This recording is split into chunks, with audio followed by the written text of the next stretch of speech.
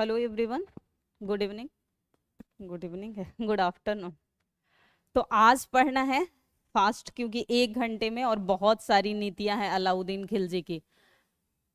Please silent, बात बात में अपना छुट्टी के बाद करते रहिएगा आप।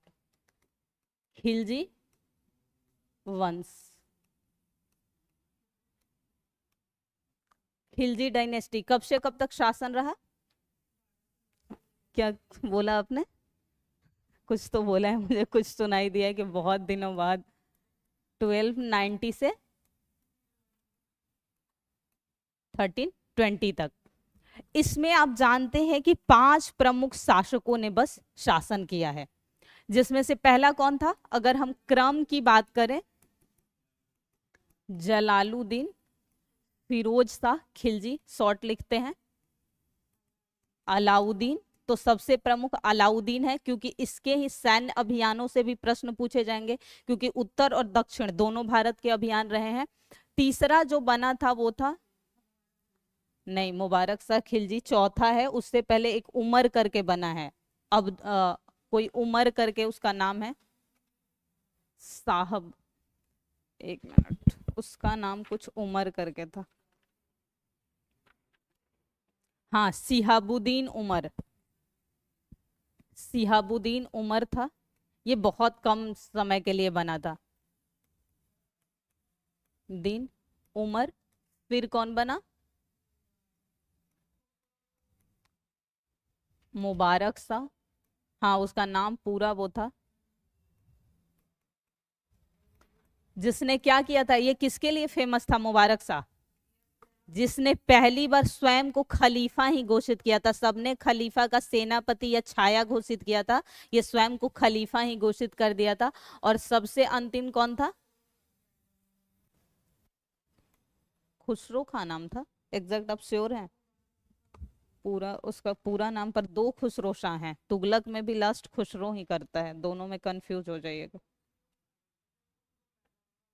हम्म, नासिरुद्दीन खुसरो शाह, क्योंकि वो मोहम्मद खुसरो शाह है तुगलक में। नासिरुद्दीन खुसरो शाह, ये दोनों के अंतर को याद रखिएगा, क्योंकि दोनों के लास्ट में खुसरो शाह ही है तुगलक में। तो ये बस एक आपको क्रम बस पता होना चाहिए, क्योंकि 5 ही शासकों का शासन रहा था। 1290 से 96 तक इसका शासन रहा, 1290 से 96 तक इसका, और 96 से 1296 से कब तक शासन किया था? 1316 तक। और इन 1316 से 20 तक में ये तीनों रहे थे, जिसमें सबसे अधिक शासन किसने किया था? मुबारक शाह ने किया था। तो सबसे पहले हम समझते हैं जलालुद्दीन के बारे में, क्योंकि यहां से भी प्रश्न बनेंगे, और सबसे मेन जो है अलाउद्दीन खिलजी। तो जो जलालुद्दीन खिलजी था, ये बलबन के ही समय काल से जो है सेनापति था, सेना में शामिल था। और उसके पश्चात कैकूबाद के शासनकाल में, जो कि कौन था? कैकूबाद, बलबन का उत्तराधिकारी जो घोषित हुआ, बुगरा खां का जो बेटा था। तो इसके शासनकाल में इसकी राजनीतिक प्रतिष्ठा बढ़ गई, यानी कि इसे जो पद दिया गया, कहा जाता है जो नायब या वजीर का पद होता है, जिसे आरिज ए मुमालिक शब्द प्रयोग किया जाता था। तो जो जलालुद्दीन था, कैकूबाद के शासनकाल में कह सकते हैं कि ये जो है, इसने राजनीतिक उत्कृष्टता या श्रेष्ठता प्राप्त की। तो शासन इसका कब से शुरू हुआ था? बलबन के शासनकाल से। लेकिन ये बलबन में क्या था? सेना नायक था। लेकिन कैकूबाद के शासनकाल में होगा, क्या होगा? इसकी राजनीतिक प्रतिष्ठा में वृद्धि होगी। और इस समय ये कहां का सूबेदार नियुक्त रहेगा? कैकूबाद कहां का सूबेदार नियुक्त कर दिया जाता है? तो ये जो है कैकूबाद के शासनकाल में, याद रखिएगा, ये जो है समाना, कहां पर है वर्तमान में? समाना नहीं, हरियाणा में आता है। समाना का सूबेदार किसके शासनकाल में? और इसके अतिरिक्त ये इसका अंग रक्षक बनता है, यानी जो मेन बॉडीगार्ड, हर नेता का एक बॉडीगार्ड बहुत रखे जाते हैं, पर एक मेन बॉडीगार्ड, तो मेन बॉडीगार्ड शाही अंगरक्षक कहलाते थे। जिसे उस समय जो नाम से दिया जाता था सर ए कुछ पूरा जो नाम होता था, हाँ, इसे जो शाही अंगरक्षक को कहा जाता था सर ए जहांदार, याद रखिएगा। तो ये किन पोस्टों पे रहा? पहले ये सेना नायक के रूप में रहा बलबन के शासनकाल में। कैकूबाद के शासनकाल में समाना का सूबेदार रहता है जो हरियाणा में है। उसके अलावा इसका शाही अंगरक्षक जो सर ए जहांदार कहलाता है। इसके अलावा कल मैंने बात की थी कि कैकूबाद ने उसे कौन सी उपाधि दी थी? कैकूबाद ने जलालुद्दीन को कौन सी उपाधि दी थी? याद रखिए पहली बात कि जब तक वो खिलजी वंश का शासक नहीं बना था तब तक वो जलालुद्दीन के नाम से जाना ही नहीं जाता था, सिर्फ और सिर्फ फिरोज शाह खिलजी के नाम से जाना जाता था। क्योंकि जब वो खिलजी वंश की नींव रखता है तो पहली बार वो जो है जलालुद्दीन उपाधि का जो है प्रयोग करता है, इस बात को याद रखिएगा। तो उपाधि जो दी जाती है इसके द्वारा शाइस्ता खाकी। तो ये कुछ बातें, और ये जो जिस पद पर और रहता है उसमें इसे एक और पद दिया गया था, यानी जलालुद्दीन को याद रखिएगा कैकूबाद के शासनकाल में जो कहलाता था आरिज ए मुमलिक। मुमालिक भी होता है, मुमलिक भी लिखा हो तो सेंटेंस गलत नहीं, वर्ड गलत नहीं है। ये कुछ बातें आपको याद रखनी है। अब आप स्टोरी की तरफ बढ़िए। इसने क्या करता है, जब कैकूबाद पोलियो से ग्रसित हो, पोलियो नहीं क्या, पैरालिसिस, पैरालिसिस होता है, तो ये सोचता है कि अब ये किसी काम का नहीं रहा, तो इसके पुत्र, कौन था इसका पुत्र, साहुबुद्दीन क्यूमर्स, उसे जो है हाँ शासक बनाता है और इसे यमुना नदी में फेंक देता है। फिर कुछ 3 महीने बाद उसकी भी हत्या करता है जलालुद्दीन, और हत्या करके ये किस वंश की नींव रखता है, खिलजी वंश की नींव रखता है सॉरी। ये जो सारी कहानियां मैंने बताई खिलजी वंश से पूर्व की अभी बताई है, खिलजी वंश की शुरुआत अब होने वाली है। तो जब खिलजी वंश की ये शुरुआत करता है, कुछ लिखना है या लिख चुके हैं? हाँ लिखिए,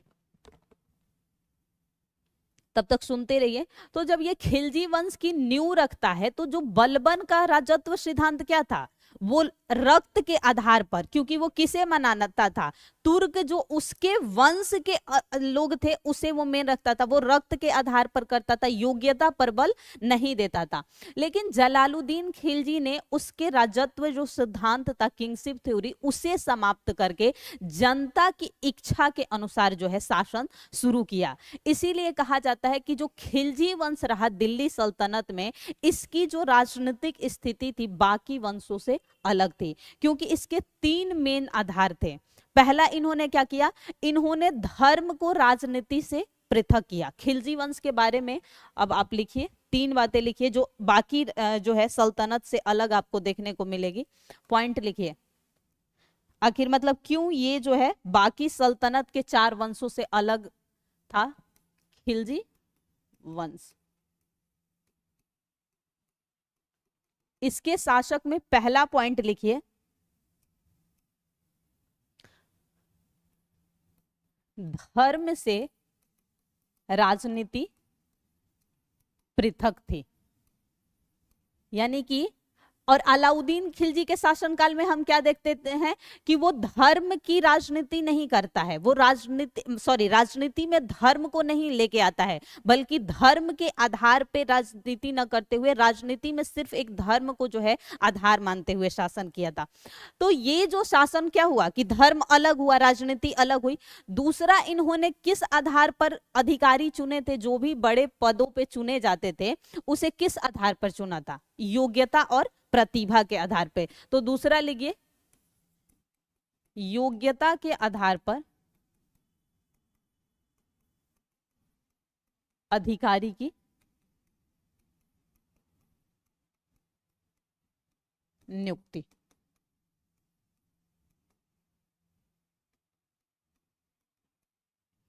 और तीसरा पॉइंट याद रखिएगा कि इन्होंने राजनीतिक में साम्राज्य विस्तार पर तो बल दिया ही दिया, क्योंकि आप देखते हैं कि जो उत्तर अभियान चलाता है, भले ही दक्षिण अभियान का उद्देश्य क्या था, धन लूटना था, उसी धन की वजह से देखें कि उसने सोने और चांदी बांटे थे अलाउद्दीन खिलजी ने। वहीं तो कड़ा से जब लौट रहा था जलालुद्दीन खिलजी की मृत्यु के बाद, उसकी जो विधवा थी, विडो थी, उसने छोटे बेटे को बना दिया था शासक। तो ये जब कड़ा से दिल्ली की तरफ बढ़ता है, तो जितना भी पहली बार जब देवगिरी पर याद करिए 1296 में आक्रमण किया था, जब देवगिरी पे शासक रामचंद्र देव था, तो उस समय जितना धन लूटा था उसका प्रयोग उसने किया था जब वो पहली बार दिल्ली में राज्याभिषेक कराता है, तो कड़ा से दिल्ली लौटते हुए रास्ते में उसे बांटता है।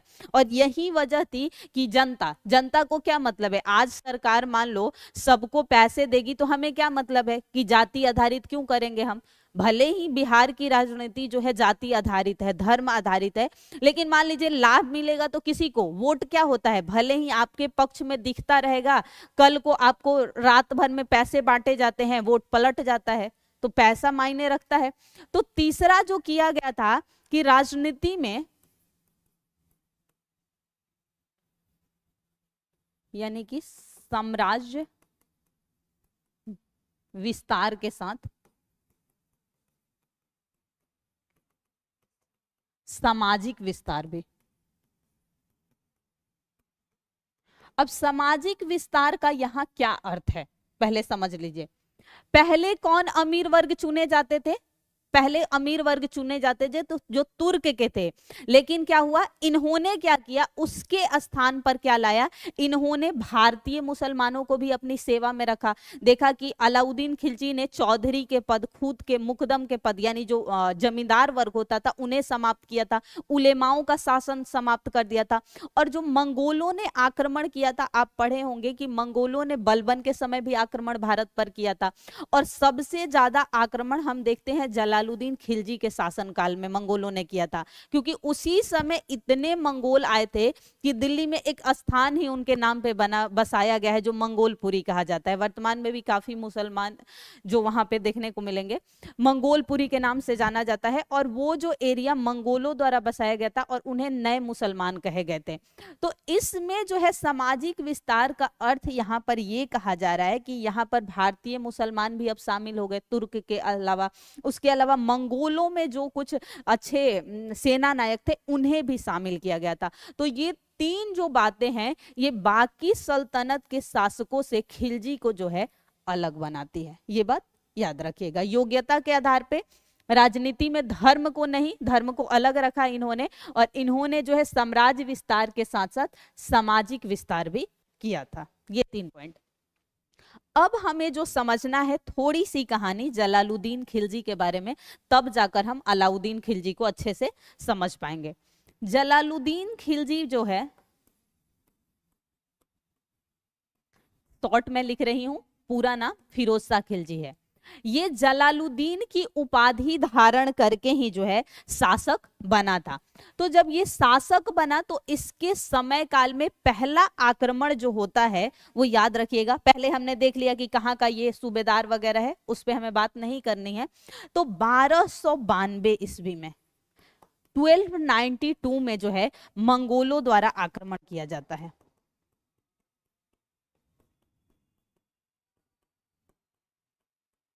और इसका नेतृत्व किसने किया था, यानी मंगोलों की तरफ से जो नेतृत्व करता था वो याद रखिएगा अब्दुल्ला उसका नाम था। और अब्दुल्ला के अलावा कुछ समय पश्चात जब दूसरा मंगोलों द्वारा आक्रमण किया गया तो वही आक्रमणकारी था उलुग खां। याद करिए उलुग खां कहाँ पढ़ते हैं, 2 लोग हैं, उलुग खां और नुसरत खां। जितने भी उत्तर भारत के अभियानों में शुरुआती नेतृत्व करता रहे थे वो उलुग खां और नुसरत खां ही थे। पर याद रखिएगा कि नुसरत खां एक हिंदू शासक मतलब सेना नायक था जिसने धर्म परिवर्तित करके नुसरत खां बना था। और वो बना था जब खंभात की खाड़ी में, याद करिए, गुजरात विजय के समय किसे खरीदा गया था, एक किन्नर जो था हिजड़ा, मलिक काफूर को खुलजा करता, उसी समय उसने जो है उलुग खां के अलावा जो नुसरत खां था वो हिंदू से जो है इस्लाम धर्म में परिवर्तित किया गया था। तो इन दोनों ने किया था।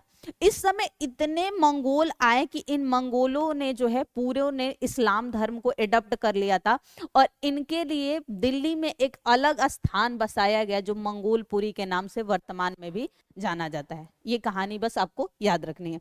दूसरी बात याद रखनी है कि जब इनका शासन काल था तो अलाउद्दीन खिलजी इसका पुत्र नहीं था, इसका भतीजा था। अलाउद्दीन खिलजी के भाई की जब मृत्यु हो जाती है तो वो क्या करता है कि अपने भतीजे को पालन पोषण करता है और अपने भतीजे से ही अपनी बेटी का विवाह भी करता है, क्योंकि होता है ऐसा, जहां के जो नियम हो इसमें कोई बुराई नहीं है।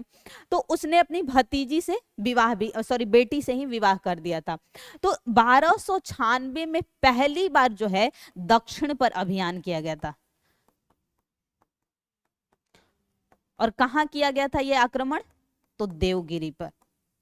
यानी कि जब वो शासक सुल्तान नहीं बना था उससे पूर्व भी अलाउद्दीन खिलजी ने 1296 में जो है देवगिरी पर आक्रमण किया था और उस समय भी राजा जो था रामचंद्र देव ही था। लेकिन यहां से उस समय ये बहुत सारे धन लेकर वापस आया था और उसी धन का प्रयोग जब ये कड़ा और मनिकपुर से दिल्ली की तरफ प्रस्थान करता है तो ये सारे धनों को रास्ते में सोने और चांदी के टुकड़ों को बांट देता है। इस आक्रमण के पश्चात कुछ समय तक रामचंद्र देव जो है वहां पर वार्षिकी जो कर दिया जाता है, लगान देता है, लेकिन कुछ समय पश्चात वो लगान बंद कर देता है और यही कारण है कि सुल्तान के शासनकाल में फिर एक बार देवगिरी पर आक्रमण किया जाता है और फिर से एक बार देवगिरी पे 4 बार खिलजियों के समय आक्रमण हुआ है। 3 बार इसी के शासनकाल में, एक जलालुद्दीन के शासनकाल में इसने किया, क्योंकि ये सूबेदार कहाँ का नियुक्त था बताइए? अलाउद्दीन खिलजी जलालुद्दीन खिलजी के शासनकाल में कहाँ का सूबेदार नियुक्त था? कड़ा और मनिकपुर जो इलाहाबाद के बगल में है। तो लिख लीजिए कि ये जो किसने किया था? अलाउद्दीन ने। तो अलाउद्दीन उस समय कड़ा मानिकपुर कहलाता था का सूबेदार था और बाद में ये जो है कहीं का इक्तेदार भी नियुक्त किया गया था। लेकिन बाद में यही पहला ऐसा शासक था जिसने इक्ता व्यवस्था को समाप्त कर दिया था और बाद में फिर जाकर इसके बाद जो चौथा शासक खिलजी में बना था उसने पुनः इक्ता व्यवस्था शुरू की थी। तो ये कहानी स्पष्ट हो गई। अब क्या हुआ, इसी समय इसने अपने चाचा को बुलाया कड़ा और मनिकपुर, किसे? जलालुद्दीन खिलजी को, और धोखे से अपने चाचा की हत्या कर देता है। वो हत्या जो हुई थी लगभग जुलाई 1296 की घटना है और वहां पर ही इसने कड़ा में अपना राज्याभिषेक करा लिया। लेकिन जैसे ही इनकी पत्नी को पता चलता है कि मेरे पति को मार के और ये बना है, उसने इसके छोटे बेटे, क्योंकि इसका जो बड़ा बेटा था वो उस समय मुल्तान का सूबेदार था, तो इसके पत्नी के पास जो छोटा बेटा था उसका नाम रुकुनुद्दीन कुछ नाम से, उसको कद्र खां नाम था। रियल नाम जो था इसके पुत्र का कद्र खां था, लेकिन रुकुनुद्दीन इब्राहिम, हाँ, रुकुनुद्दीन इब्राहिम के नाम से उसे जो है शासन पे दिल्ली लाकर बैठा देती है। जैसे ही अलाउद्दीन तक ये जानकारी जाती है कि दिल्ली में रुकुनुद्दीन यानी कि चाचा के लड़के चचेरे भाई को बैठाया गया है, ये सीधे वहां से उसी समय ये सारा देवगिरी से लूटा हुआ जो धन है रास्ते में लौटाता बांटता हुआ है। और लेकिन जैसे ही इसके चचेरे भाई को पता चलता है कि अब वो मुकाबला नहीं कर सकता है क्योंकि अलाउद्दीन की सेना जो है मजबूत है, तो उसके आने से पूर्व ही वो दिल्ली छोड़कर अपनी मां और बड़े भाई मुल्तान भाग जाता है। तो अब शासन किसका होगा? अलाउद्दीन खिलजी। तो कहानी जो हमें मेनली आज के सेशन में समझना है वो अलाउद्दीन खिलजी। अलाउद्दीन खिलजी पहला ऐसा सुल्तान था जिसने इतने प्रशासनिक सुधार किए थे, राजस्व के मामले में सुधार किया था, आर्थिक मामलों में बहुत सारे रिफॉर्म लाया था। तो इसके द्वारा जो सुधार किए गए थे उसका प्रभाव हमें आगे के शासकों में देखने को मिलेगा। तो 3 बातें सिर्फ हमें पढ़नी है अलाउद्दीन खिलजी में। एक तो उत्तर भारत के अभियानों में बहुत डीपली नहीं पढ़ेंगे, कब हुआ, शासक कौन था, थोड़ी थोड़ी स्टोरी समझेंगे। दक्षिण भारत के अभियान और इनके समय जो एडमिनिस्ट्रेटिव रिफॉर्म लाए गए थे, इकोनॉमिक रिफॉर्म लाए गए थे, और उसके अलावा जो इकोनॉमिक रिफॉर्म के अंतर्गत 3-4 कार्य किए गए थे, जैसे कि बाजार नियंत्रण प्रणाली, सार्वजनिक वितरण प्रणाली, गोडाउन्स बनाना, या बहुत सारे जो है अलग अलग विभागों का निर्माण करना, उन सब की हम बात करेंगे। बाकी लास्टली में 2-2 पॉइंट याद रखना है, उनसे प्रश्न ज्यादा नहीं बनेंगे। तो चलिए अब देर न करके नेक्स्ट पेज पे लिखिए हेडिंग। आज लिखना ज्यादा है आप लोगों को, क्योंकि मैं अगर लिखूंगी तो फिर 1 घंटे में नहीं हो पाएगा। अलाउद्दीन खिलजी कब तक शासन किया? 1296 से 1316 तक। तो इसका 2 बार राज्याभिषेक हुआ है, याद रखिएगा। पहला राज्याभिषेक जो हुआ था जुलाई 1296 में, कहां पे? कड़ा में। और दूसरा हुआ था अक्टूबर 2096 में दिल्ली में। जबकि जलालुद्दीन खिलजी ने जहां राज्याभिषेक कराया था वो दिल्ली का किलोखरी जो भवन है वहां, और इसने जो कराया था बलबन द्वारा बनाया गया लाल महल। याद करिए कि बलबन ने एक महल दिल्ली में बनाया था जो लाल महल कहलाता था, वहां पर। तो 2 बार इसका राज्याभिषेक हुआ। सबसे पहला आपको हेडिंग बनाना है जो पॉइंट 1, अलाउद्दीन के शासनकाल के, ये हेडिंग है, उत्तर भारत अभियान। और उत्तर भारत अभियानों के अंतर्गत सबसे पहला जो अभियान है आपका कौन सा है? गुजरात का अभियान, जो कि सुल्तान बनने के बाद इसका उत्तर भारत पर किया गया पहला अभियान था। तो अब नोट करते जाइए क्योंकि बहुत सारे पॉइंट्स हैं, तो लिखिए। एक बात और मैं बताना भूल गई, याद रखिएगा कि अपने चाचा के शासन काल में इसने मालवा पर भी एक बार आक्रमण किया था। जैसे देवगिरी पे आक्रमण किया है, क्योंकि मालवा उत्तर भारत में दोबारा भी करता है, तो अपने चाचा के शासन काल में भी याद रखिएगा इसने भिलसा पे जो जीत हासिल की थी वो मालवा का ही आक्रमण कहलाता है, क्योंकि जो भिलसा है पार्ट है मालवा क्षेत्र का, मध्य देश का। तो गुजरात अभियान में लिखिए पहला पॉइंट 1299, 1299, 1299। अच्छा, यहां का शासक कौन था? कर्णदेव शासक। गुजरात पर जब अलाउद्दीन, नहीं सर, गुजरात पे जब आक्रमण किया था तो यहां का शासक कौन था उस समय? कौन थे? मोदी जी। हाँ, आजकल मोदी जी कह सकते हैं। आजकल मोदी जी सिर्फ गुजरात के नहीं है शासक। शासक जो था वो नाम था कर्णदेव। लिखिए, उलूग खां और नुसरत खां के नेतृत्व में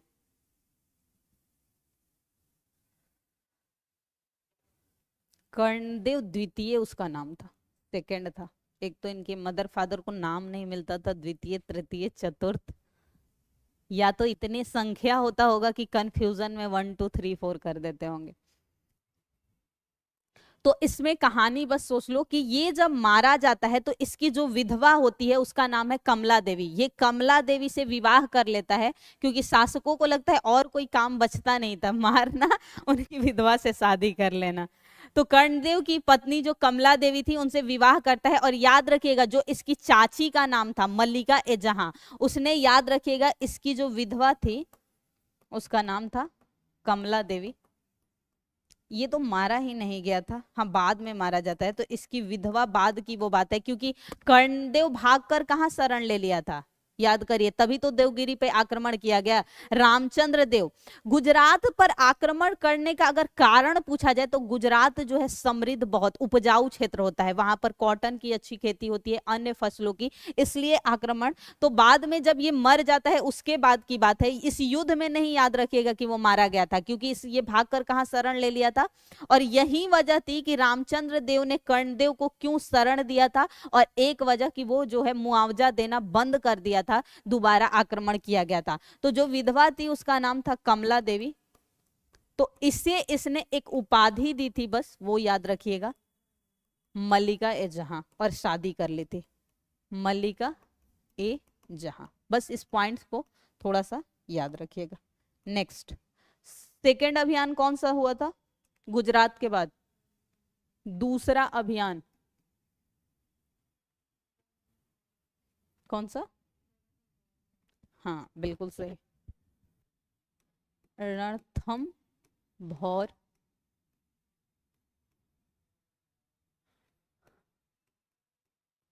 का अभियान। राजपूतों के साथ कई अभियान ये करता है, वहां पर राणा रतन सिंह के साथ भी चित्तौड़ का अभियान देखने को मिलेगा। परमार जो राजपूत थे उनके साथ मालवा पे भी अभियान करता है। तो दूसरा जो अभियान हुआ था याद रखिए, रणथंभौर अभियान। हाँ, यहाँ एक बात याद रखना है आपको, इसी समय उसने मलिक, इसी अभियान में जो है किन्नर मलिक काफूर नाम था ना, हाँ, काफूर को 1000 दिनार में खरीदा था। दिनार किसके शासनकाल की स्वर्ण मुद्रा है? हाँ बिल्कुल सही, गुप्तों के समय जो स्वर्ण मुद्रा थी, और इसीलिए इसे जो है 1000 दिनारा की उपाधि भी दी गई, क्योंकि ये 1000 दिनार में खरीदा गया था। और दक्षिण भारत के अभियानों का सबसे प्रमुख नेतृत्वकर्ता आगे कौन बनता है? मलिक काफूर ही बनता है।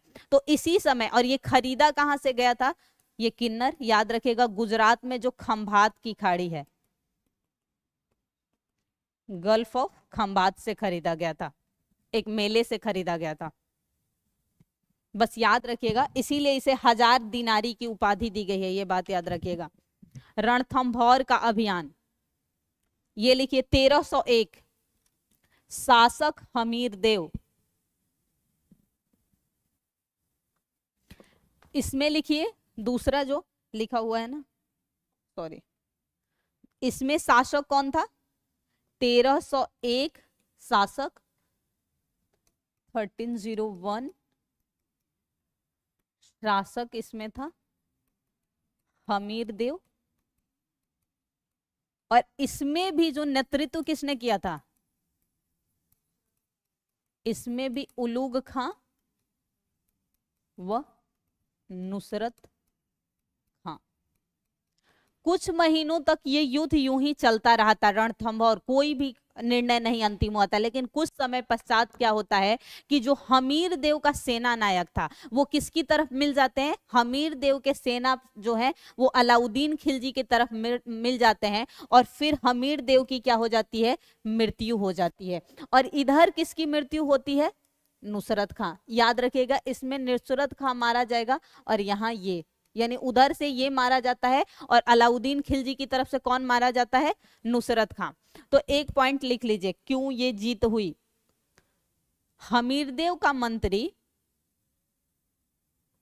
रणमल व रतिमल, हमीरदेव का मंत्री रणमल और रतिमल, रणमल व रतिमल अलाउद्दीन खिलजी के साथ मिल जाते हैं, या अलाउद्दीन खिलजी की सेना के साथ मिल जाते हैं, जिसके कारण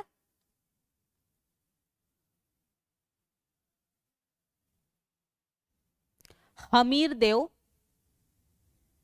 मारा जाता है। और इसी की पत्नी थी, याद रखिएगा, हमीरदेव की पत्नी थी, क्या नाम था उसका? रंग देवी। और रंग देवी ने क्या किया था? जौहर कर लिया था। इसमें भी जौहर हुआ है, क्योंकि चित्तौड़ वाला जौहर सबको पता है, पद्मावती ने की थी। तो लेकिन यहां भी याद रखेगा कि हमीर देव की पत्नी रंग देवी ने भी, जब हमीर देव की मृत्यु हो जाएगी तो जौहर कर लेगी। नेक्स्ट लिखो, तीसरा, चित्तौड़ का अभियान 1303, चित्तौड़ अभियान। तीसरा पॉइंट लिखो, चित्तौड़ अभियान।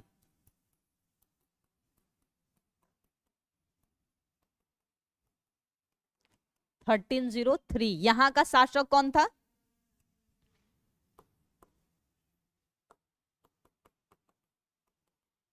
राणा रतन। ये सभी राजपूत अभियान है, याद रखिएगा, क्योंकि राजस्थान में जो भी है राजपूतों का शासन है, यहां पर नेतृत्व किसने किया था? स्वयं अलाउद्दीन ने। क्यों हुआ था ये युद्ध? क्योंकि अलाउद्दीन जो पद्मावत कहानी लिखी गई उसमें ऐसा है कि इसकी राणा रतन सिंह की जो पत्नी श्रीलंका की पद्मावती थी वो इतनी सुंदर थी, और जब वो उसकी सुंदरता का वर्णन सुनता है तो फिर जो है यहाँ देखने जाता है, और फिर ये युद्ध हुआ था। और इस युद्ध में भी राणा रतन सिंह, याद रखिएगा, मारा नहीं जाता है, अंततः बाद में, वो पूरी लंबी कहानी है, और अंततः यहाँ भी पद्मावती क्या कर लेती है? जौहर कर लेती है इस घटना में। बस आपको पूरी कहानी जानने में कोई ज्यादा भी जरूरत नहीं है। हाँ हाँ, उसी में तो ज्यादा इंटरेस्ट आता है आप लोगों का, कहानी में। तो यहाँ लिख लो, यहाँ भी एक पॉइंट लिखना है। राणा रतन सिंह का सेना गोरा व बादल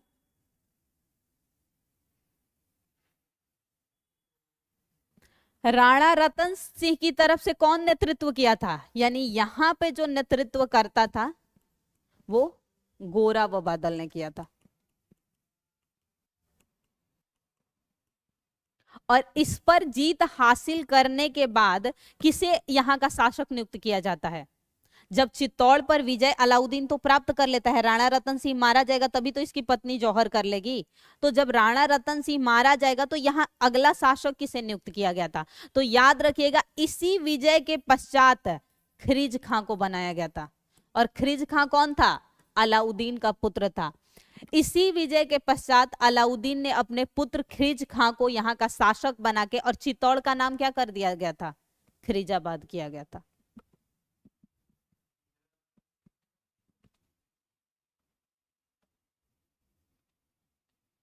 ख्रीजाबाद, जैसे ख्रिज लिखे हैं वैसे ही ख्रीजाबाद लिख लीजिए। ख्रिज तो मैंने लिखा है, ख्रीजा कर दीजिए। चित्तौड़ का नाम बदल कर क्या हो गया? ख्रीजाबाद। नेक्स्ट लिखो, मालवा अभियान 1305। मालवा अभियान 1305। मैं ब्लू से जितना है वो हेडिंग लिखी हूं अभियानों के, उत्तर भारत के। मालवा अभियान 1305। यहां पर इससे पूर्व भी जो है अभियान किया गया था, जब कहा कड़ा का सूबेदार था तभी इसने किया था। और यहां पर किस पर जीत हासिल की गई थी? तो उस समय भिलसा पर जीत हासिल की थी उसने। तो यहां का अब शासक लिखो कौन था मालवा का? शासक महलक देव। महलक देव ये परमार शासक था। परमार जो राजपूत होते हैं मध्य देश में, वो महलक देव। और ये जो है इसकी अधीनता नहीं स्वीकार किया था। तो फिर जब युद्ध हुआ तो इसमें लिखो नेतृत्व करता लिखो, यानी किसकी तरफ से? अलाउद्दीन खिलजी की तरफ से नेतृत्व करता आइन उल मुल्क। नेतृत्व करता था आइन उल मुल्क। शासक हो गया महलक देव, और नेतृत्व करता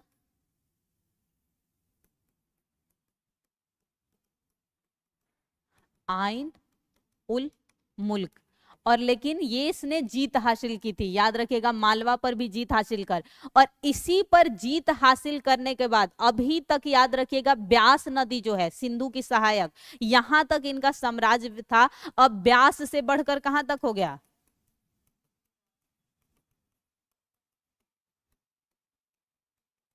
सिंधु तक। सिंधु, सिंधु सबसे उधर, अगर आप जाएंगे उत्तर पश्चिम की तरफ तो सिंधु आएगा। तो अब जो विस्तार हो गया ब्यास से बढ़कर कहां तक हो गया? सिंधु। नेक्स्ट लिखो, इसमें सिर्फ दो दो पॉइंट लिखना है। लिखो जिससे कि हम मालवा की तरह ही एक कौन सा जगह है, मारवाड़ का अभियान लिखो। मारवाड़ अभियान। नेक्स्ट अभियान लिखो मारवाड़ अभियान, इसे एक और नाम से जाना जाता है,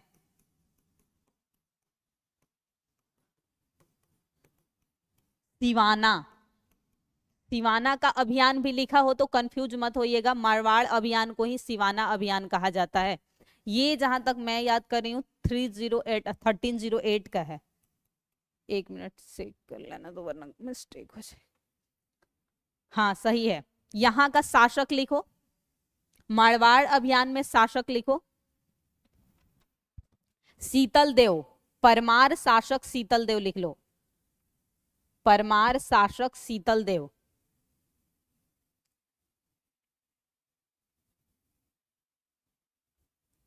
नेतृत्व लिखो किसने कहा किया था, कमालुद्दीन गुर्ग। अलाउद्दीन खिलजी की तरफ से नेतृत्व किसने किया था, हाँ कमालुद्दीन गुर्ग।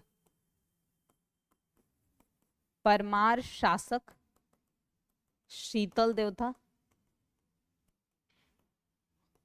और नेतृत्व करता, क्योंकि 3-4 ही पॉइंट्स पूछे जाएंगे, स्टोरी में बहुत टाइम लगेगा। कमालुद्दीन गुर्ग। गुर्ग शब्द भेड़िए के लिए प्रयोग होता है, भेड़िया जैसे बोला जाता है ना किसी को नोच के, मतलब बहुत, इसलिए गुर्ग इसके लिए जो था।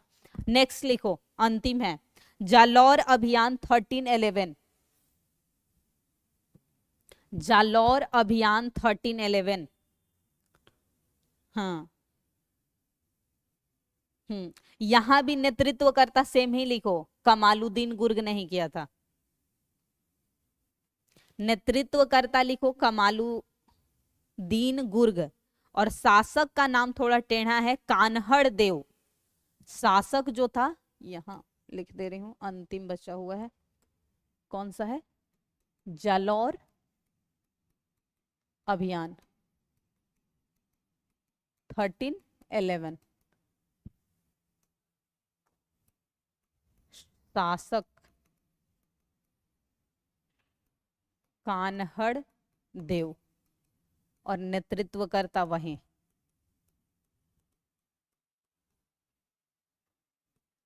कमालुद्दीन गुर्ग। यानी उत्तर भारत के अभियानों में एकमात्र है जिसका स्वयं उसने नेतृत्व किया है, कि किसका, चित्तौड़ा, वो भी किसी लड़की की वजह से, वैसे वो नहीं किया। नेक्स्ट लिखो, हाँ इसका नाम लिखो कि जलालाबाद कर दिया गया था, इस जालौर का नाम बदल के क्या कर दिया गया था, जलालाबाद। जलालाबाद, यानी नाम परिवर्तित करने का प्रचलन मध्यकाल से शुरू हुआ है, जो वर्तमान में कुछ ज्यादा जारी हो चुका है।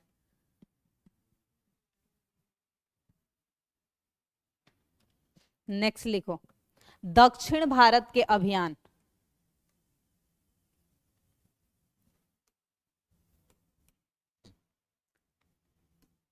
दक्षिण भारत के अभियान, यहां से बहुत प्रश्न पूछा जाता है अलाउद्दीन खिलजी से। पहला लिखो, दक्षिण भारत में। आप ये जानते हैं कि यहां पर अभियान जो किया गया था, साम्राज्य विस्तार उद्देश्य नहीं था, क्या था, यहां सीधे प्रत्यक्ष रूप से नहीं करना था शासन, अप्रत्यक्ष रूप से, सिर्फ और सिर्फ जो कि वार्षिक रूप से लगान मिलेगा, यानी कि जो है आर्थिक रूप से संपन्नता के लिए, ना कि साम्राज्य विस्तार, यानी कि डायरेक्टली ना करके यहां पर शासन किस तरह किया गया था, इनडायरेक्टली दक्षिण भारत में। पहला लिखो, वारंगल 1303, वारंगल का अभियान 1303।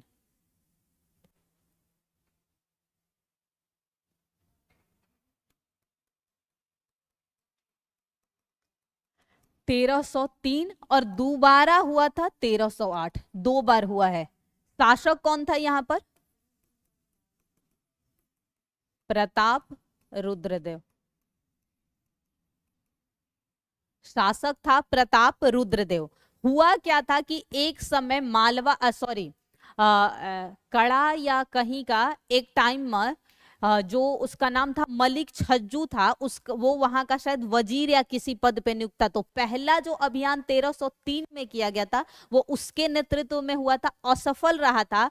तो दोबारा 1308 ईस्वी में मलिक काफूर के नेतृत्व में, पहला याद रखिएगा मलिक काफूर के नेतृत्व में नहीं हुआ है, ये हुआ है मलिक काफूर के नेतृत्व में, जबकि पहला जो था मलिक छज्जू के नेतृत्व में हुआ था। और ये जो अभियान था असफल रहा था पहला। इसी का बदला लेने के लिए कहीं ना कहीं असफलता का 1308 में दोबारा मलिक काफूर के नेतृत्व में जो है वारंगल पर जो है किया गया था आक्रमण। और इसी समय याद रखिएगा प्रताप रुद्र देव जो है अधीनता भी स्वीकार करता है। एक सोने की मूर्ति बनाकर अपनी अपने गले में सोने का वो क्या होता है जो लोहे की जंजीर डालकर, और उसी समय जो है कोहिनूर हीरा किसको देता है, मलिक काफूर को कोहिनूर हीरा भी देता है। कौन, प्रताप रुद्रदेव। और ये अपनी सोने की मूर्ति बनाकर उसमें गले में सोने का जंजीर कि हमने आपकी अधीनता स्वीकार की। नेक्स्ट लिखो, देवगिरी का अभियान। देवगिरी का अभियान सबसे पहले हमने देवगिरी का अभियान कहां देखा,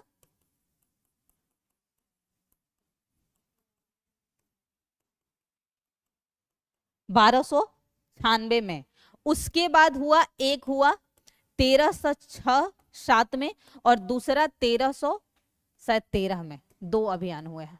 यहां भी लिखो दो, 1306 से 7 तक और 1313 दो अभियान हुए हैं। शासक लिखो, पहला जो हुआ है रामचंद्र देव राय। क्या शासक था, रामचंद्र देव। और यहां पर कौन था, इसका पुत्र जो था क्या नाम था, शंकर देव। और शंकर देव की हत्या करके जो अगला शासक बनेगा महिपाल या उसका कुछ ऐसे नाम है, हमीपाल या कुछ, उसके समय काल में जाके मुबारक शाह के शासनकाल में चौथी बार भी जो है देवगिरी पर आक्रमण किया जाएगा। तो 4 बार हुए हैं जलालुद्दीन खिलजी के समय, 2 बार अलाउद्दीन खिलजी और 1 बार मुबारक शाह के समय भी हुआ है। तो ये दोनों लिख लो, दोनों के समय अलग अलग शासक थे। देवगिरी अभियान नेतृत्वकर्ता लिख लो मलिक काफूर, मलिक काफूर। और पहली बार अभियान का कारण क्या था, जो बीच में इसने जो है लगान वार्षिकी देना बंद कर दिया था। और दूसरा कारण गुजरात के शासक किसको, कर्णदेव द्वितीय को उपाधि वो शरण देना। 2 वजहों से इस पर आक्रमण किया गया। लेकिन जब देवगिरी का शासक रामचंद्र देव अधीनता स्वीकार कर लेता है और मलिक काफूर के साथ दिल्ली आता है, तो याद रखिएगा अलाउद्दीन खिलजी इसे एक उपाधि दिया था। क्या दिया था उपाधि, खुश होकर जब ये अधीनता स्वीकार करके साथ में मलिक काफूर के साथ लौट आता, हाँ, राय रायन की उपाधि देता है। और उपाधि ही नहीं देता है बल्कि जितना क्षेत्र आक्रमण में उसके हिस्से आया था सारा वापस कर देता है। और उस समय से लेकर जब तक रामचंद्र देव राय रहता है वो हमेशा जो है वार्षिक रूप से जो देना होता है मुआवजा वो देते ही रहता है, वार्षिकी जो है पहुंचाते रहता है। लेकिन फिर जो है उसके बाद इसके पुत्र के समय नहीं मिलता है तो दोबारा आक्रमण होता है और इसमें इसका पुत्र याद रखेगा मारा जाता है और अगला शासक नियुक्त हो जाता है। इसमें ये जो है दूसरे अभियान में ये मारा जाएगा शंकरदेव जो उसका। नेक्स्ट लिखो, होयसल। होयसल किसकी राजधानी, द्वार समुद्र की ना, होयसल द्वार समुद्र थे ना होयसलों के। काकतीय, हाँ काकतीय वारंगल तुम बता रहे हो, काकतीय जो थे वारंगल के थे जो पहले हुआ अभियान। द्वार समुद्र से होयसल याद कर, हाँ द्वार समुद्र है। लिखो होयसल अभियान 1310, होयसल अभियान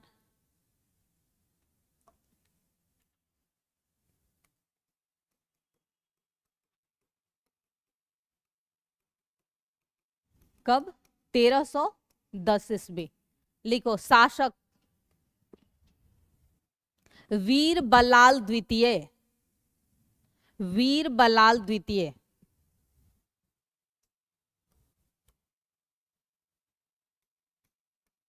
वीर बलाल द्वितीय। और इसी वीर बलाल द्वितीय ने जो है अलाउद्दीन को मदुरै जाने का रास्ता बताया था।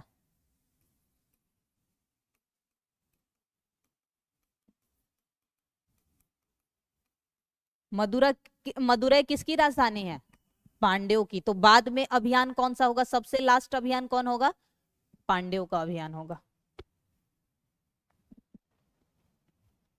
नेक्स्ट लिखो अंतिम जो मदुरै का अभियान कहलाता है। मदुरै का अभियान और उसे ब्रैकेट में लिखना ना, वो क्षेत्र माबर क्षेत्र क्षेत्र कहलाता है। जैसे भाबर वगैरह होता है वो क्षेत्र माबर कहलाता था। तो लिखो मदुरै का अभियान 1311, ब्रैकेट में मदुरै के पास लिख लेना माबर, कहीं माबर लिखा हो तो कंफ्यूज मत होना। मदुरै, इसे माबर कहा जाता था, माबर क्षेत्र अभियान कब की है? 1311 की। क्योंकि जब ये मदुरै का रास्ता बताया, इस पर जब जीत हासिल कर लेता है तो उसने मदुरै का रास्ता बताया और फिर पांड्यों पर भी जो है अभियान करता है। यहां का लिख लो शासक वीर पांड्य, और शासक कौन था? यहां देखो कहानी ये थी कि मदुरै में दो भाई थे, एक वीर पांड्य और एक सुंदर पांड्य। ये दोनों जो है उत्तराधिकार के लिए लड़ाई लड़ रहे थे। तो जो छोटा भाई था सुंदर पांड्य ने खुद जो है अलाउद्दीन खिलजी को पत्र के माध्यम से यहाँ पर जो है युद्ध करने के लिए बुलाया था। तो शासक अगर इसमें पूछा जाए तो मेन कौन था? वीर पांड्य। वैसे ये लड़ाई जो थी दो भाइयों की, वीर पांड्य और सुंदर पांड्य की, तो सुंदर पांड्य ने ही अलाउद्दीन खिलजी को, और इसी अभियान के समय याद रखिएगा रामेश्वरम को लूटा गया था। रामेश्वरम मंदिर है, धन लूटा गया। और माना जाता है कि दक्षिण भारत के सभी अभियानों में अगर धन की दृष्टि से देखा जाए तो सबसे सफल अभियान कौन था? मदुरै का। लेकिन राजनीतिक दृष्टि से सफल नहीं हुआ था क्योंकि ये सफल नहीं हो पाए थे। पर धन की दृष्टि से संपत्ति जो है सबसे अधिक रामेश्वरम से लूटने के बाद इन्हें प्राप्त हुई थी। तो धन की दृष्टि से सफलता, राजनीतिक दृष्टि से जो है ये जो है असफल रहा था, क्योंकि इन्होंने कभी अधीनता नहीं स्वीकार की थी वीर मल्लाल ने। अब हमें जानना है, अलाउद्दीन खिलजी के अभियानों को पढ़ लिया, अब इनके प्रशासनिक सुधार क्या थे और बाकी, तो उसे सिर्फ पॉइंट में लिखना है। तो आप लोग नोट करिएगा, मैं बोलती जाऊंगी और समझाती जाऊंगी। पहला लिखिए पॉइंट, प्रशासनिक सुधार, एडमिनिस्ट्रेटिव रिफॉर्म जो लाए गए थे, प्रशासनिक सुधार। अब प्रशासनिक सुधार के अंतर्गत आप जानते हैं कि हम सैन्य जो व्यवस्था है उसे भी देखेंगे, गुप्तचर व्यवस्था है उसे भी देखेंगे। तो जो एडमिनिस्ट्रेटिव रिफॉर्म था,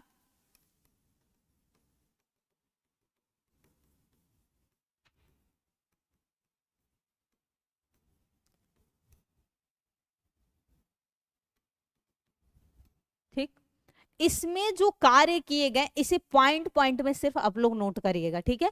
इसके अंतर्गत फिर हम सैन्य की बात करेंगे, गुप्तचर। सबसे पहले प्रशासन में जो सुधार हुआ, पहला पॉइंट लिखिए, दैवीय सिद्धांत को समाप्त। दैवीय सिद्धांत कहां देखने को मिला था? बलबन के शासनकाल में, जो डिवाइन थ्योरी कि ईश्वर ही हमें जो है जनता की रक्षा करने के लिए पृथ्वी पर भेजे हैं, वो, क्योंकि इसने धर्म पर जो है राजनीति, धर्म को राजनीति में लाया था, पर राजनीति को धर्म में मिलाया नहीं था कि धर्म हावी है राजनीति पर, ऐसा नहीं हुआ था। तो लिखिए इसकी थ्योरी क्या थी? शरीयत के सिद्धांतों पर आधारित न होकर, शरीयत के सिद्धांतों पर आधारित न होकर जनता की इच्छा के आधार पर, लेकिन जनता की इच्छा के आधार पर शासन सिर्फ जलालुद्दीन खिलजी ने किया था, जिसने दो नीतियां लेकर आया था। कौन सी नीति थी जलालुद्दीन की? लिबरल पॉलिसी, उदार नीति, और दूसरा उसका था अहस्तक्षेप की नीति। तो वो दोनों, लेकिन इसने जो शासन किया है इसने निरंकुश शासन, ये किसी की बात नहीं मानता था। और यही वजह था कि इसने क्या किया था, अलाउद्दीन खिलजी ने क्या किया था, मंत्री परिषद तो बनाया था लेकिन वो सलाह नहीं लेता था, सिर्फ इसलिए बनाया था कि ये जो कार्य बोले वो लोग करे, वो सलाह भी नहीं लेता था मंत्री परिषद का गठन, क्योंकि वो निरंकुश शासन का जो है समर्थक था। और जबकि जलालुद्दीन जनता की इच्छा के आधार पर शासन करता है, इसीलिए जलालुद्दीन के शासन को उदार नीति कहा जाता है या अहस्तक्षेप की नीति कहा जाता है, और इसके शासन को निरंकुश शासन कहा जाता है। किसके? अलाउद्दीन खिलजी के शासन को। तो अब लिखो, अलाउद्दीन खिलजी ने ही सबसे ज्यादा सुधार किया है। तो लिखो, ये हमने पहले लिख लिया है कि धर्म राजनीति से पृथक थी। खलीफा को मान्यता, पहला लिखो क्या दिया था प्रशासन में, खलीफा को मान्यता,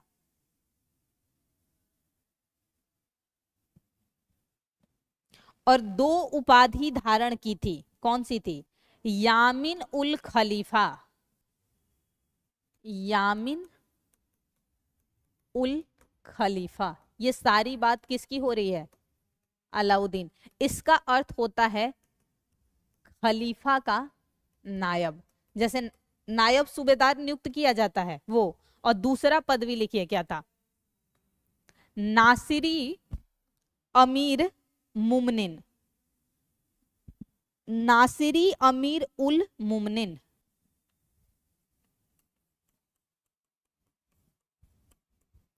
अमीर उल मुमनिन, इसका अर्थ होता था खलीफा का दायां हाथ। हम किसी व्यक्ति को जो बहुत उसके क्लोज होता है तो क्या कि उसका राइट हैंड है, जो वो कहेगा वही करेगा। तो ये मानता था कि खलीफा का हम दाहिना हाथ है। खलीफा को मान्यता दिया था। पर याद रखिएगा कि खलीफा, जैसे खलीफा ने मैनिफेस्टो जारी करके इल्तुतमिश को एक उपाधि दी थी, वैसी उपाधियां इसने कोई धारण नहीं की थी। इसने स्वयं ही ये उपाधियां धारण की थी, बल्कि खलीफा द्वारा दी गई नहीं थी। सिर्फ अर्थ इसका ये होता है। नेक्स्ट लिखो। प्रशासन में खलीफा का हस्तक्षेप नहीं, प्रशासन में खलीफा का हस्तक्षेप नहीं।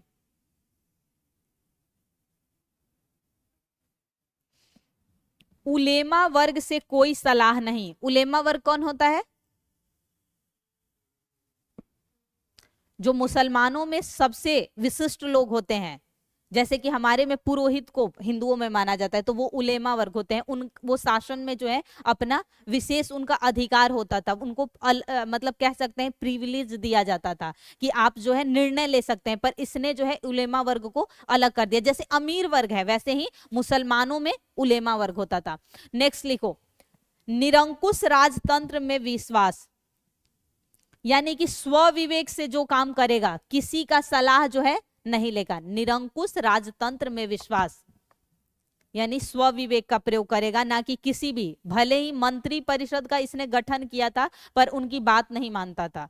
सिर्फ और सिर्फ उन्हें ये बताता था कि आपको कार्य करना है। वो सलाहकारी जो है संगठन, 2 तरह के संगठन होते हैं, एक बाध्यकारी जिनकी बात माननी पड़ती है, एक सलाहकारी। सिर्फ वो सलाहकारी भी नहीं था, वो ये जो काम कहेगा वो करेंगे। सिर्फ अपने कार्यों को सही तरीके से मतलब आसान करने के लिए मंत्री परिषद रखा था। नेक्स्ट लिखो। सुल्तान कानून से ऊपर, सुल्तान कानून से ऊपर, कानून से ऊपर यानी न्याय व्यवस्था में सबसे हेड कौन होगा?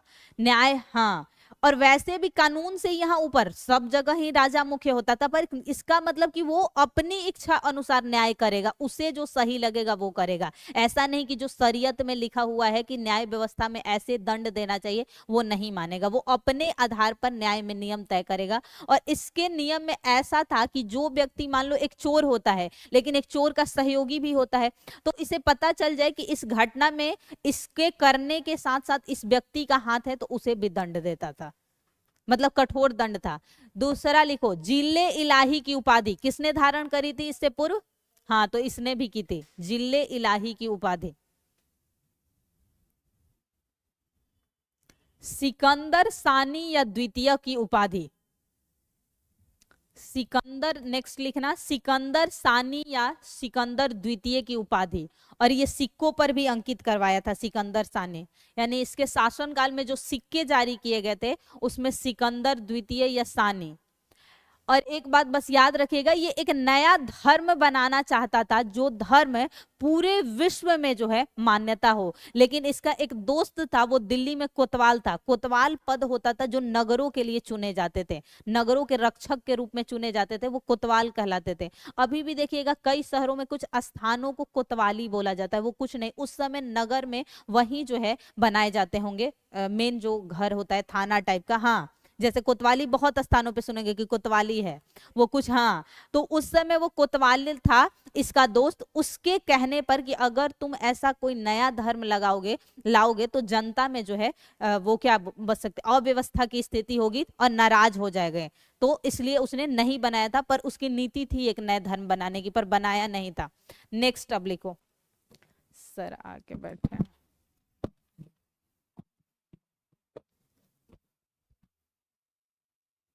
प्रशासनिक सुधार में नेक्स्ट लिखो सैन्य सुधार, प्रशासन में ही है ना।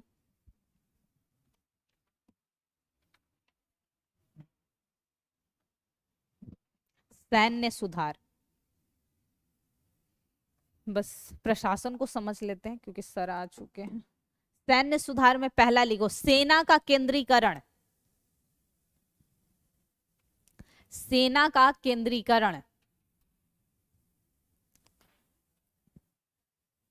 जागीर प्रथा समाप्त कर नकद वेतन की शुरुआत।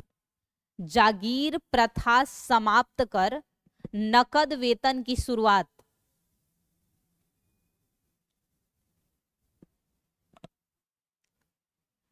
दाग एवं हुलिया प्रथा शुरू। दाग होता था घोड़ों के लिए, जो अच्छे घोड़े होते थे उन्हें दागा जाता था ताकि वो युद्ध में जाए, और हुलिया जो होता था सैनिकों का रखा जाता था कि वो किस हुलिया, आदमी नहीं कहता हुलिया अपना देखे हो तो वही बात है, हुलिया रखा जाता था। क्या मतलब पूर्वज इनके सेना में शामिल रहे हैं, किस से हैं, क्या ये अच्छे योद्धा हैं, इसलिए सैनिकों का हुलिया रखा जाता था। नेक्स्ट लिखो सेना की भर्ती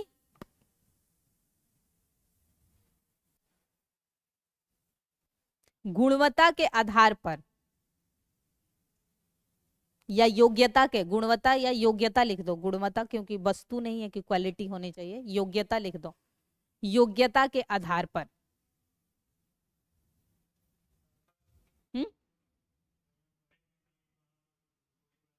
हाँ तो इसीलिए किया था ना, यहां तक कि उसने सेना के वेतन बहुत कम कर दिए थे, क्योंकि उसका मानना था, जैसा बुद्ध ने माना था कि धन जो इकट्ठा होता है वो दरिद्रता को और उसके अलावा दुश्मनी को बढ़ाता है। क्योंकि चोरी किसके घर होता है, जिसके घर धन होगा, तो उनका मानना था, ठीक ये भी मानता था कि अगर धन अधिक इकट्ठा होगा तो शांति नहीं रहेगा, लड़ाई झगड़ा, तो उसने वेतन कम करके और वस्तुओं का सामान कम कर दिया था, जो दाम थे मार्केट में। इसीलिए तो बाजार नियंत्रण प्रणाली लाया था जिसमें 4 नियम होते थे उसके, वो कल पढ़ेंगे क्योंकि सर इसको सिर्फ समझ लो। नेक्स्ट लिखो एक अस्पा और 2 अस्पा, घुड़सवार में 1 अस्पा और 2 अस्पा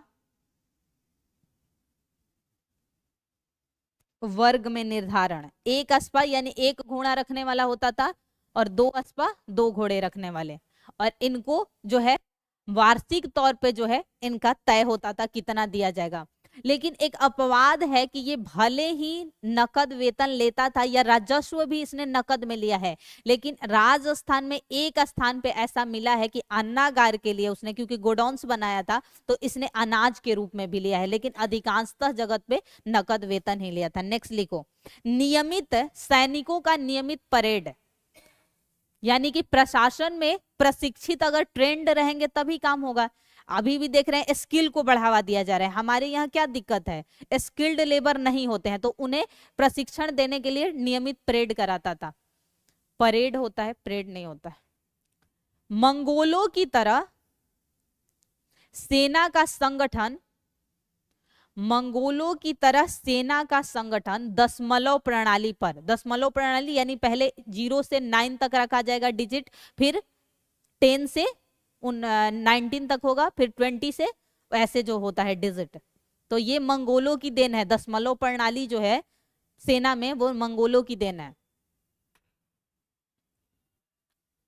सबसे अधिक घुड़सवार अलाउद्दीन के शासनकाल में, सबसे अधिक घुड़सवार अलाउद्दीन के शासनकाल में। जो केंद्रीय सेना, सेना भी अलग अलग होती थी, एक केंद्रीय सेना होती थी, फिर राज्य के स्तर पे सेना होती थी, तो केंद्रीय स्तर पे सबसे अधिक, पैदल सैनिक भी शामिल।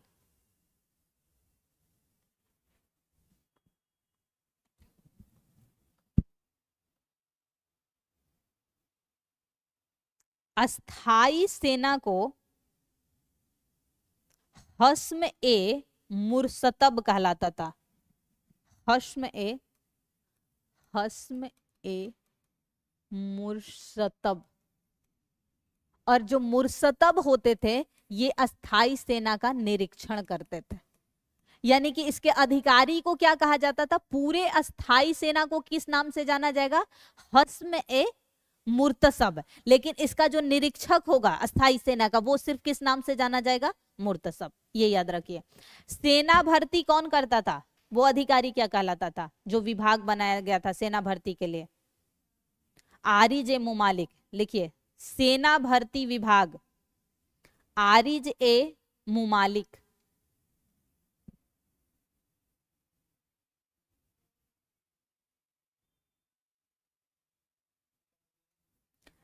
आरिज ए मुमालिक, आरिज ए मुमालिक,